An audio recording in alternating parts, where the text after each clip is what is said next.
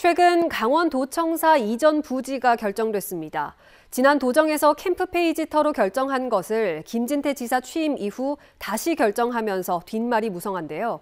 춘천을 제외한 나머지 17개 시군은 구경꾼으로 전락했습니다. 도청 신축이 도민의 관심과 지지 속에서 추진되려면 영동권 이청사, 남부권 주민의 행정 편의 대책, 재원 마련 방안 등이 빨리 제시돼야 한다는 지적입니다. 권기만 기자가 보도합니다. 최근 강원도청사 이전 부지가 춘천시 동래면으로 결정됐습니다. 사실 지난 도정에서 공식적으로 결정한 문제를 김진태 도지사가 바꾸겠다고 나서면서부터 말이 많았지만 결국 바꿨습니다. 지난번에도 부지 선정위원회를 꾸려 주민 의견을 수렴하고 다양한 여건을 고려해 공정하게 결정했다고 하지만 이렇게 손바닥 뒤집듯 결과가 바뀌다 보니 탈락한 후보지 주민들의 반발은 더 거셀 수밖에 없습니다. 강원도가 탈락 후보지에 대한 개발 계획도 제시했지만 반발은 여전합니다. 모두 춘천에서 벌어지고 있는 일입니다. 도청 이전에 소요되는 예산은 기존 계획보다 1,000억 원가량 증가한 4천억 원. 이를 모두 함께 부담해야 하는 나머지 17개 시군 주민들은 강 건너 불구경하듯 지켜볼 수밖에 없습니다. 김진태 지사가 춘천시장인지 도지사인지 잘 구분을 못하는 것 같습니다. 춘천시만을 위해서 일을 하려고 우리 도민들이 강원도지사를 뽑은 건 아니거든요.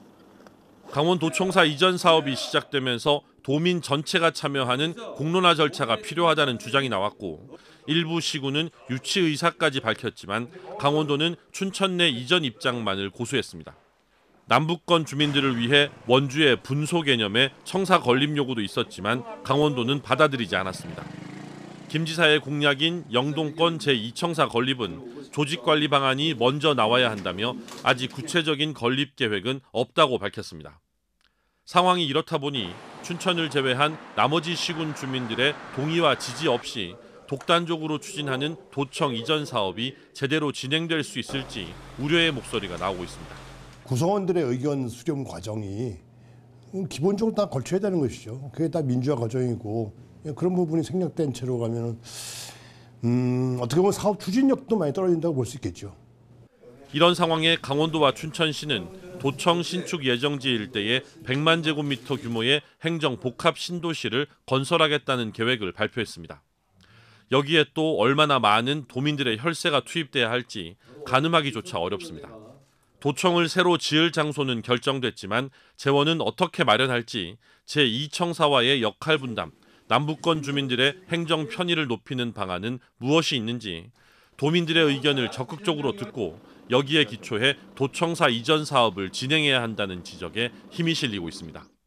MBC 뉴스 권기만입니다.